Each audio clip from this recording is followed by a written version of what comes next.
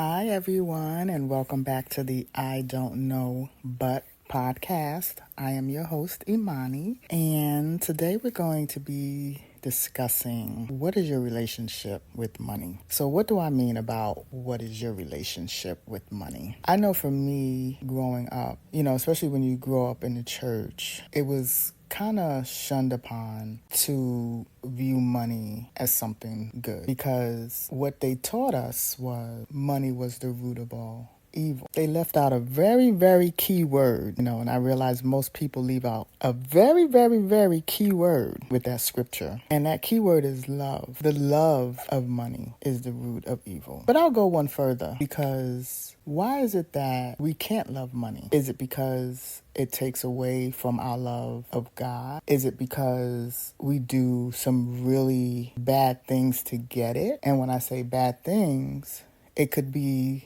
various things, right? So you could be overworking yourself, putting more time into a job for money than you're putting more into your family or into self-care. Or you could be doing illegal things or scamming people or lying to people or manipulating people to get money. But I don't know that loving money in itself is a bad thing because money really does make the world go around. Let's look at it. The homes we live in require money. We need money to pay our rent. We need money to pay our mortgage. We need money to keep the lights on and the water and the heat and food in our refrigerator, to do our lawn care if you have that. For our essential needs, we need money. We need money to get around, even if you're using Patent Turner. Patent Turner is an old Southern term where that just means you're walking because you need shoes on your feet and socks, and you have to purchase that because there's no reason for you to be stealing. We need money for entertainment, for food, to nourish our bodies, for health care,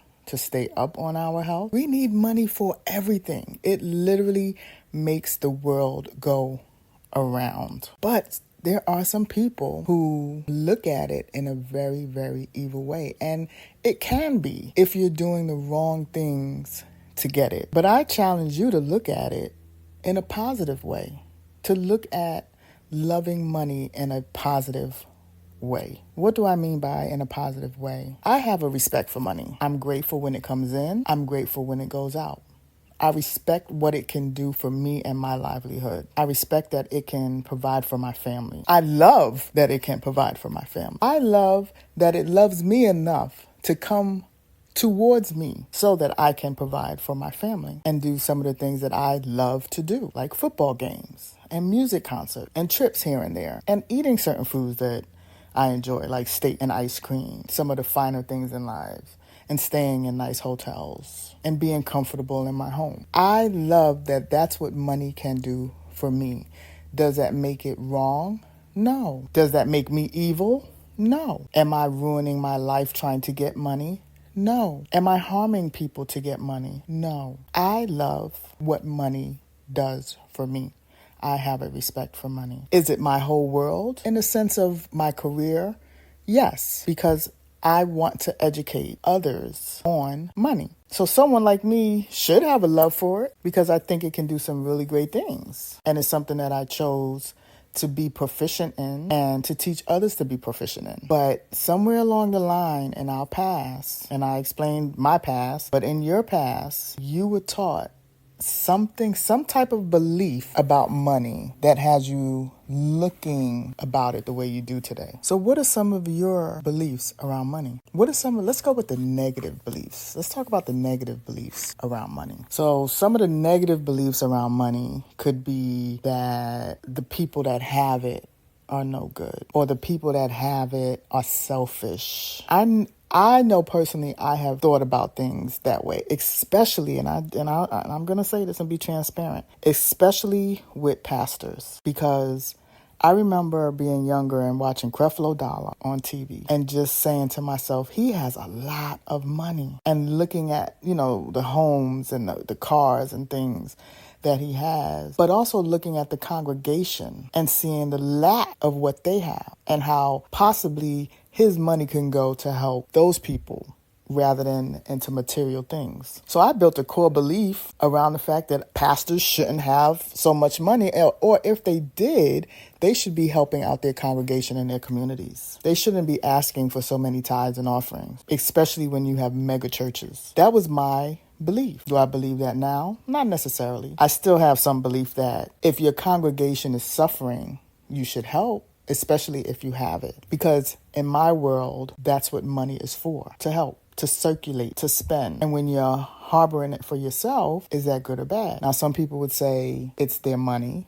They can do what they want to do with it. And that is 100% accurate. And no two people are the same. And if a person works hard for their money, they should be able to do what they want to do with it. And I'm going to leave that at that, because I can have a whole debate on what money should or could be used for. But reality is, you worked hard for your money. You should use it for what you believe you want to use it for. But that was a strong core belief that I had. Another core belief that I had was that money really was evil. The more money that you have, and I know everybody has heard Biggie Smalls, the notorious B.I.G. rapper, say more money, more problems. And to be fair to Biggie, that may be true. And the reason why I say that is because a lot of times when people come into large sums of money, they don't know how to handle it. They don't know how to manage it. So what they do is they put themselves in situations that they cannot get out of. And I'm not speaking about all people. I'm talking about the people that have money problems. They purchase more than what they can maintain. For example, you get a windfall, you win the lottery. And if you do the research, historically,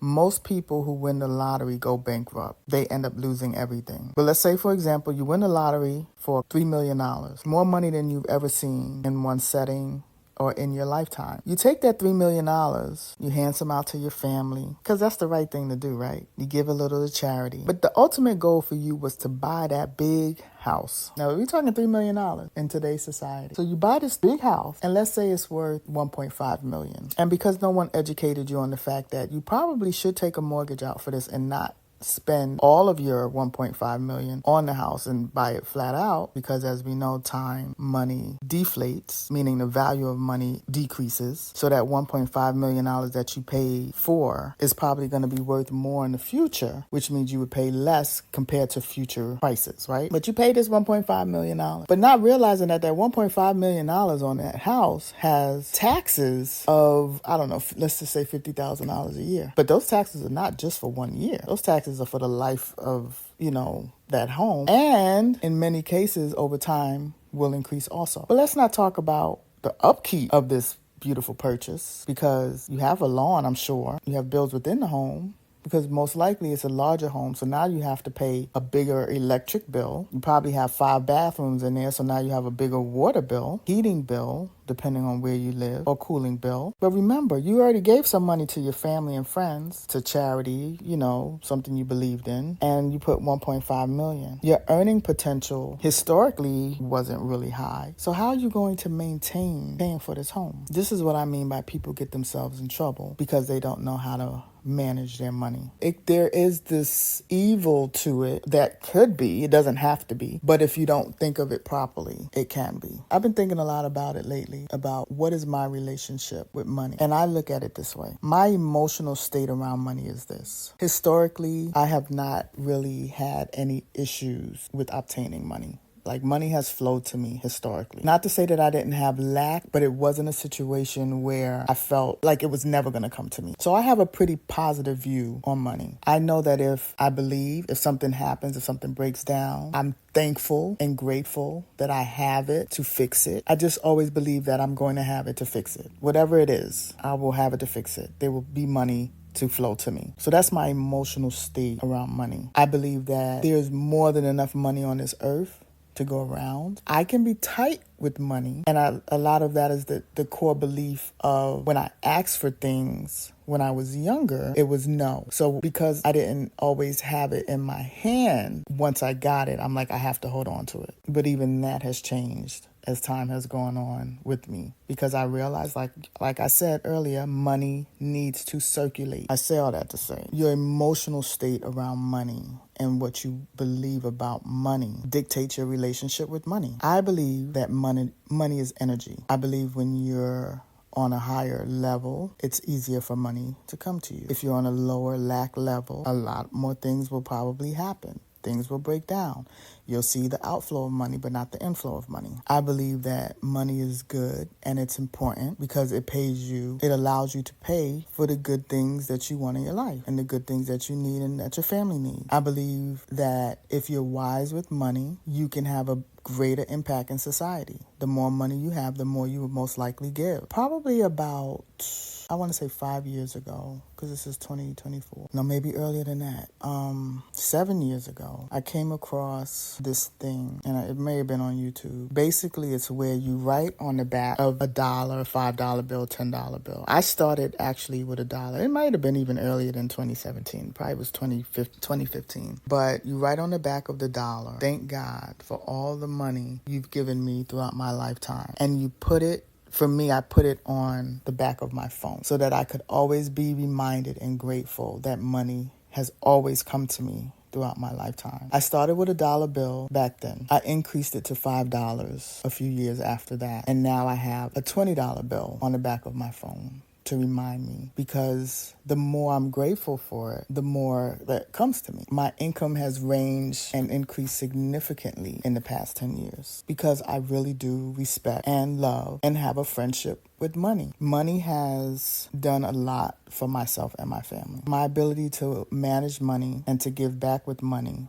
has done a lot for myself and for others. And I don't see it as a bad thing. And I want to challenge you to figure out what your emotional state is surrounding money, what your core beliefs are surrounding money, and where did they come from? And to challenge you that if you were to change it, so take all of those negative beliefs about money and reverse them into positive beliefs. If you were to change it, how money would flow to you. And the other thing is, we have to stop worrying about other people and what they have. That saying of keeping up with the Joneses is very true. A lot of people go wayward because they're trying to keep up with something that wasn't meant for them. And even if it was meant for you, it may not come the way they got it. And it may not come at the time they have it. It will come when you're meant to have it. And it will come the way you're meant to have it and receive it. Are there ways of manifesting? Absolutely. Are there ways of creating? Absolutely. But you have to wait for your turn. So remember, money is not our enemy. Let's not think of it as an enemy or evil. Let's not even think of loving money as